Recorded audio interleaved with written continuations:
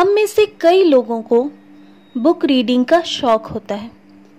कई लोग motivational books, story books और कई वेरियस अदर बुक्स पढ़ने में इंटरेस्ट रखते हैं। बट क्या आप लोग जानते हैं कि मिस्टीरियस और एग्नीमेटेड बुक्स यानी कि रहस्यमयी बुक्स भी होते हैं? तो चलिए आज के वीडियो में हम आपको कई रहस्यमयी बुक्स से रूबरू कराएंगे। दोस्तों, ऐसी कई किताबें हैं जिनका कनेक्शन किसी दूसरी ही दुनिया से है, या फिर कहा जाए तो स्पिरिट्स या मिस्ट्रीज से है, और इन अदर वर्ड्स किसी शैतानी दुनिया या नेगेटिव एनर्जी से होता है। Book reading is always good, but ऐसी बुक्स हमारे लॉजिक के बिल्कुल विपरीत की कंटेंट्स को कवर करती हैं। वेल, अब ये तो मैन टू मैन डिफर करता है। कई लोग इन सब बातों पे यकीन करते हैं और कई नहीं करते। एनीवेज, इन सब बातों से हटकर अब इन मिस्टीरियस बुक्स के वीडियो की तरफ बढ़ते हैं। Grand grimoire, it is a book by Antonio Del Rabina. इस बुक को वर्ल्ड की सबसे डार्केस्ट बुक या फिर विद इनक्रेडिबल पावर भी कहा जाता है। इस बुक को 1512 में लिखा गया था। लोगों का मानना है कि इस बुक का राइटर शैतान के कब्जे में था। कहा जाता है कि ये बुक इतनी डेंजरस है कि इसे वेटिकन सिटी के बिल्डिंग में एक सीक्रेट वॉल्ट में रस्मों रिवाजों के साथ लॉक करके रखा गया था। जैसे मैंने मेरी एक वीडियो में एनाबेल डॉल के बारे में बताया, जो कि मूवी में ऐसी दिखी और रियल लाइफ में ऐसी। एनाबेल डॉल को जिस तरह ऑकल्ट म्यूजियम में बंद करके रखा गया, समझ जाइए इस बुक का भी ऐसा ही कुछ कनेक्शन है। कहा जाता है कि इस बुक्स में जेनिम्स और स्पिरिट्स के बारे में और उनके शक्तियों के बारे में काफी बारीक बातों का भी जिक्र है, और इस बुक को पढ़ने वाले के साथ बहुत कुछ दुर्घटनाएं भी होती हैं। Second is the book of Abramelin. ये बुक 15th सेंचुरी का बुक है।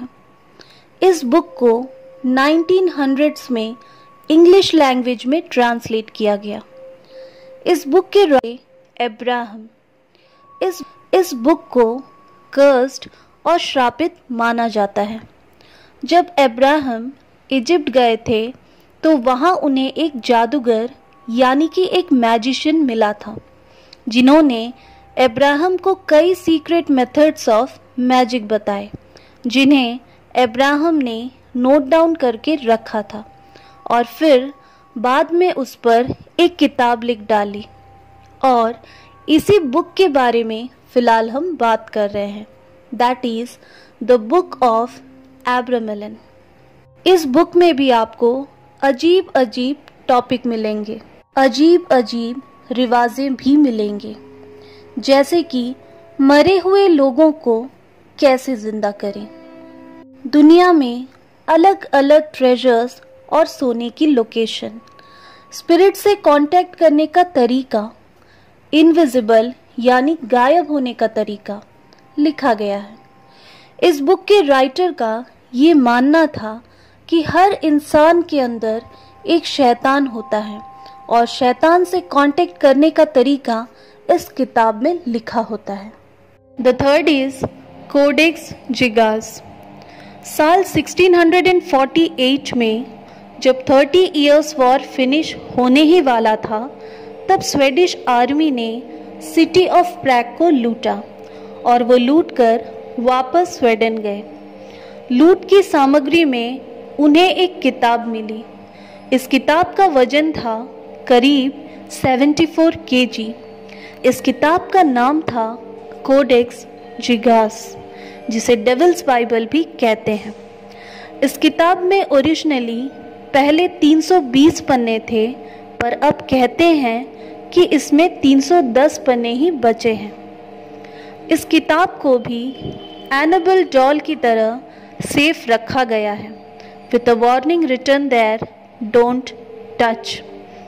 इस किताब को लिखने वाला एक मॉन्क था और उन्होंने एक कसम तोड़ी थी जिसके लिए उन्होंने खुद को एक पनिशमेंट देने की सोची और खुद को एक कमरे में बंद कर लिया। उन्होंने खाना पीना छोड़ दिया था। मरने से पहले उन्होंने एक किताब लिखने के बारे में सोचा जिसमें वो उन सारे सीक्रेट्स को लिखना चाहते थे जो वो इस दुनिया के बारे में जानते थे, यानी कि उन सारी जादू टोना की रहस्य वो एक जगह लिखना चाहते थे। लेकिन जब उन्हें महसूस हुआ कि ये उनकी आखिरी रात है, तब उन्हें लगा कि अब वो इस किताब को कंप्लीट नहीं कर पाएंगे। इसलिए उन्होंने डेविल को बुलाया बुक कंप्लीट करने के लिए। उन्होंने डेविल से कहा कि मेरी आत्मा ले लो, लेकिन इस किताब को कंप्लीट कर दो। और उस समय के लोगों का ये मानना है कि इस बुक को कंप्लीट उस डेविल ने खुद किया था और यही वो 10 पेजेस है जो अभी गायब है जिसे डेविल ने लिखा था। वो पेजेस अब किसके पास है और वो इसका क्या कर रहा है किसी को नहीं पता। The 4th is book of Soyga. इस किताब के अंदर जादुई चीज़ें और रस्मों का जिक्र है। इस किताब को मौत का किताब कहा जाता है। सालों तक यही माना जाता था कि ये किताब लॉस्ट हो चुकी है। अचानक 1990 में ये किताब ब्रिटिश लाइब्रेरी के किसी कोने में पाया गया। बुक का लैंग्वेज बहुत ही ज़्यादा अजीब है और इसके लेटर्स एक स्क्वायर के फॉर्म में एक ग्रिड के अंदर एग्जिस्ट करती है। बुक में टोटल 197 पेजेस है। ऐसा माना जाता है कि जॉन डी, जो कि एक फेमस स्कॉलर थे, उन्होंने पहली बार इस किताब को डिकोड करने की कोशिश की थी। स्टोरीज़ के हिसाब से उन्होंने एक एंजल को भी इनवाइट किया था जिसका नाम था यूरियल, और उस एंजल ने उसे बताया कि इसे डिकोड कोई आम आदमी नहीं कर सकता।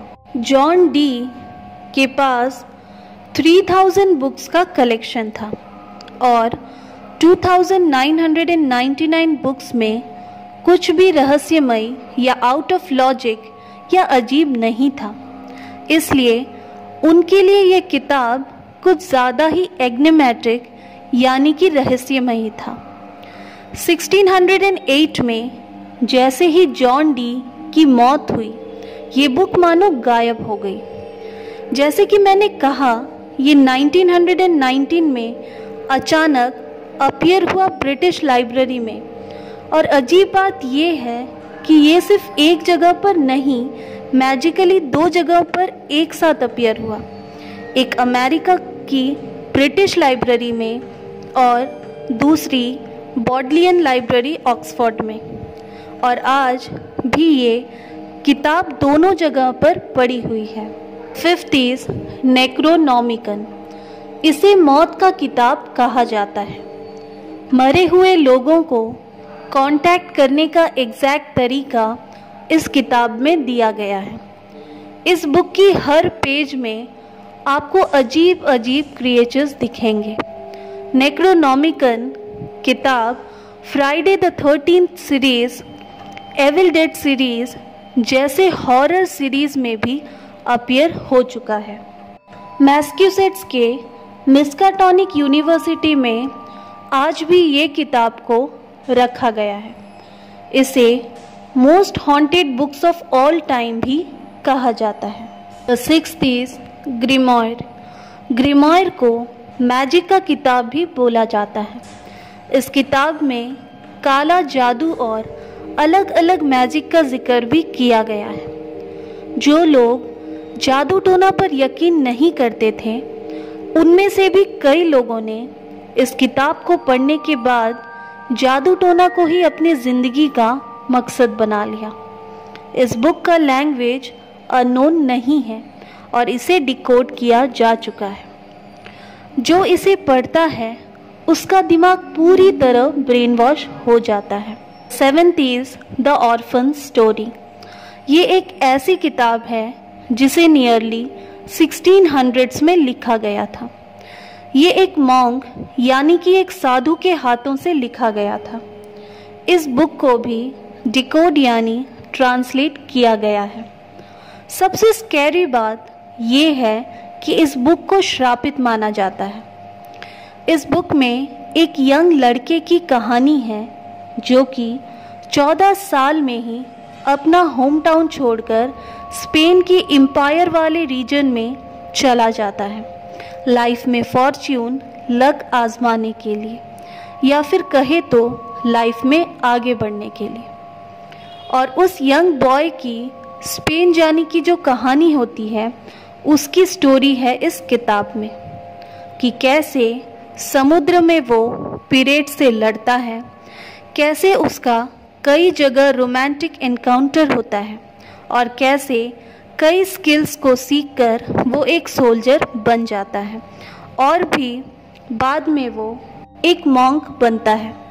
सबसे अजीब बात ये है कि किताब को 1600 में लिखा गया था, लेकिन इसे लगभग 400 साल बाद 2018 में पब्लिश किया गया।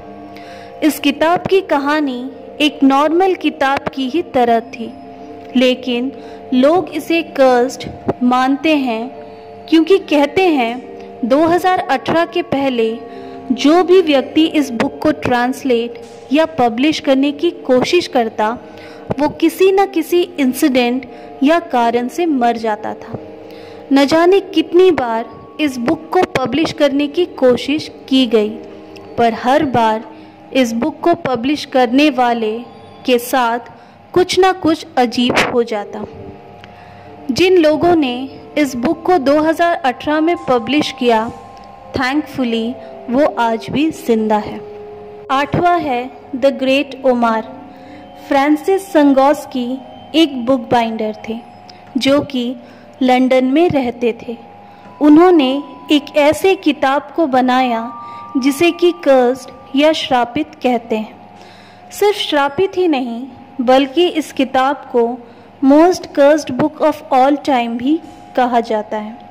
इस बुक को टाइटैनिक के डूबने का कारण भी माना जाता है, क्योंकि अनसिंकेबल नाम से जाना जाने वाला टाइटैनिक जब डूबा था तब ये बुक उसी पर थी, और अब ये बुक अटलांटिक ओशियन के बीच में टाइटैनिक के मालवे के साथ कहीं ना कहीं पड़ा हुआ है, पर आज तक इसकी ओरिजिनल कॉपी फिर किसी को नहीं मिली।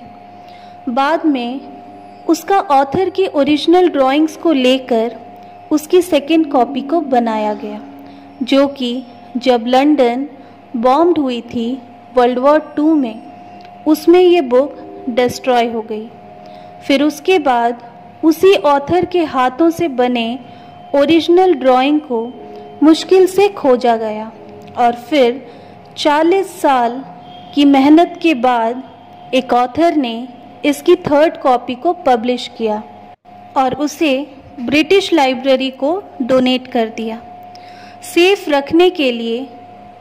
पर स्टैले ब्रे जिन्होंने इसकी 3rd कॉपी को बनाया था वो कुछ दिन बाद मर गए किसी अननोन रीज़न के चलते, और इसलिए इस बुक को कर्स्ड यानी कि श्रापित माना जाता है। एनाबेल डॉल या श्रापित बुक्स, ये ऐसी चीज़ें हैं जो आज भी कहीं ना कहीं रखी हुई है और इन चीज़ों को लॉजिक से नहीं समझाया जा सकता। ऐसी चीज़ें हमारी दुनिया में एग्जिस्ट करती है, यही सबसे भयंकर बात है।